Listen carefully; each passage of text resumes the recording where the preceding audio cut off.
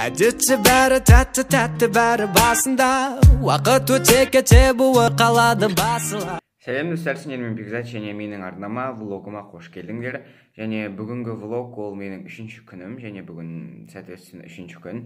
Қазір менде сағат 6-дан 16 кетті, бірақ мен 5:30-да тұрдым. Неге десеңіздер, мен сабақтарымды оқу үшін, себебі түнде оқыған жоқпын. Кешегі влогты монтаждап түнде салған болатынмын. Географиядан мына картаны салып жатырмын. Одан кейін географияны оқимын. Сосын ағылшынымды жазамын қосымша. Содан кейін уже киініп, үйді жинақтап, сосын қайттан сабаққа шыға беретін боламын. Мен жаңа сабағымды почти оқып болдым. Мен оққанда тек Қазақстан географиясынан тек атласымды сыздым. Және ағылшынды мен аяқтаған жоқпын, өйткені уақыт аз қалды. Мен әлі бұндай сөйлемнің 30-ын құрауым керек. Оны сабақта құрай салатын шығармын. Енді қазір мына жерді жинап, барлығын рюкзагыма салатын боламын.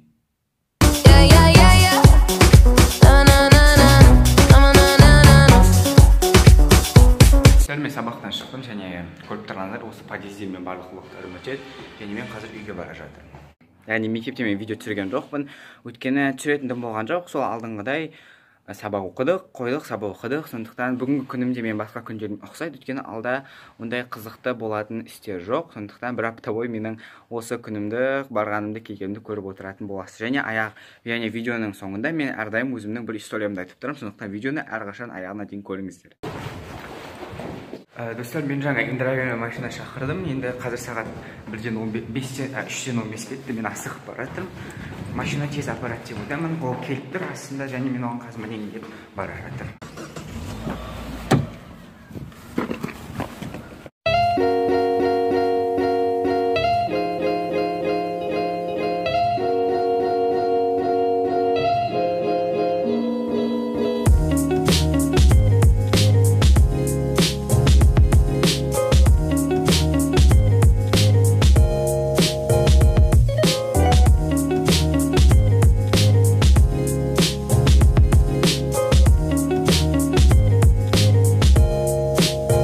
Мен жап-жаңа ағылшыннан шықтым, және қазір мен Нейрон деген больницаға, клиникаға бара жатырмын. Ол менің ағылшының дәл қасында. Мінекей мына жерде тұр. Бірақ күннен көрінбейді. Короче, мне дәл мына жерде келіп қалдым. Және бүгін ағылшында біз жаңа тақырыптар өттік. Және мен кеше бүгін көрген жерде таңғы 5:30-да тұрып үй жұмысын жасадым, және ол ешқандай қатесіз, барлығы жақсы болып шықты. Және соған мен қуаныштымын. Мына жер, мынау арты, ал Нейрон деген жазу алдында жазылып тұр. Мына жақта адамдар кетіп бара жатыр. Мына жер мынандай мусор ма, сондай. Кіреміз. Мына жақта енді жел жоқ шығар деп ойлаймын. Міне мен келіп қалдым, ішіне қазір кірем. Есігі әне. Міне мен бұл жерге келдім, және мінеке біз бұл клиникада терезеден, бұл қаланың ортасындағы микрорайон, ана жақта уже теңіз. 14-ші шағын ауданда орналасқан жер. Бұл жаққа не үшін келді десеңіздер, менің мамам ауырып қалғандықтан осы жаққа, яғни осы Нейрон деген жерге қаралады, және осы жаққа біз келген болатынбыз.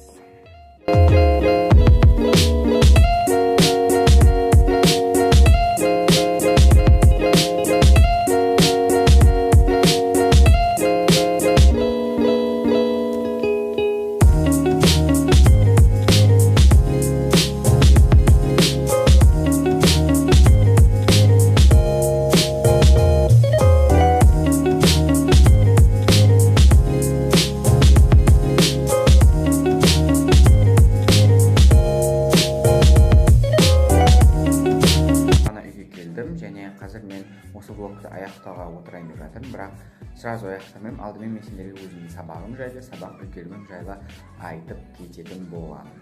Және осы 9-шы сыныпта 1-ші тоқсанда және 2-ші тоқсанда барлық сабағым 5. Тек қана алгебра, геометрия, химия, физика 4 болды, ал қалған бәрі 5 болды. Ал 2-ші тоқсанда менде өзім жоспарлағандай болды, яғни 1-4, 2-4, 3-4, 4-4 болды, яғни алгебра, химия, физика, геометрия. Одан кейін мен өзім мүлдем ойламаған сабақтан, шығамын деп ойламаған сабақтан 4-ке шықтым. Ол табыңыздар қандай екенін? Дене. яғни мен дене ағайларының апайларының қай жеріне ойланатынын білмеймін. Тіпті біздің мектептің апайлары кейбіреулер әділетсіз бағалайды, және мен осыған қатты жыным келеді. Лайық тұрған адамды түсіреді, лайық емес адамды көтереді. Екінші тоқсан бойы, бірінші тоқсанда да бірде дене, бірақ бірінші тоқсанда мен бір-ақ рет дене киімді ұмытып кеттім. Ол кезде мен ауырып жүрген кезім, дене киімді алып келіп әрдайым активно қатысып жүрдім. Сосын екінші тоқсанда мен вообще ойлаған жоқпын ондай бағаға шығамын деп, өйткені менде барлығы жақсы болды, ағайлардың айтқан заттарын істедім, яғни жаттығуларын да үзбей, кейбіреулер сияқты тығылып қалып кетіп жаттығудың соңына келіп өтіп істеген жоқпын. Барлық ойынды ойнадым, және киімімді мен мысалы мектепке автобуспен баратын болғандықтан, менің мектебім мен жерім, мен тұратын жерім кішкене алыстау болғандықтан, мен дене киімді үлкен пакетке салып аламын, және автобустың ішінде, между прочим, адам көп болады.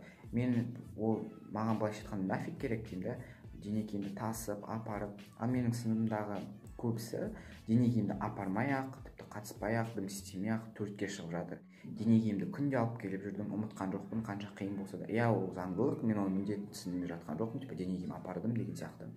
Бірақ білмеймін мен не үшін 4-ке шығарғанын. Сондықтан екінші тоқсанда мен 5 сабақтан 4-ке шығып қалдым, және ол әділетсіз болды 5-ші сабақ. Егер де 3-ші тоқсанда сондай болса, онда мен өзімнің каналымда почти мектебімді 3-ші тоқсан ең ұзақ тоқсан болғандықтан мен физикадан кішкене күдіктеніп жүрмін, өйткені физика қиындап келе жатыр. Біздің физикадан беретін апайымыз ол кішкене, және осы видео үшін ұнады деп ойдамын. Ұнатса сұрақтың жауап басып, менің арнама тіркеліп колокольчикті басып кетуді ұмытпа. Және мен бұл влогты арнайы әдейі ерте салып жатырмын, өйткені мен осыдан кейін шыққан 2 влог өте аз просмотр жинады, өйткені мен оларды түнде салдым. Сондықтан осы видеоны аяғына дейін қарағандарың үшін тағы да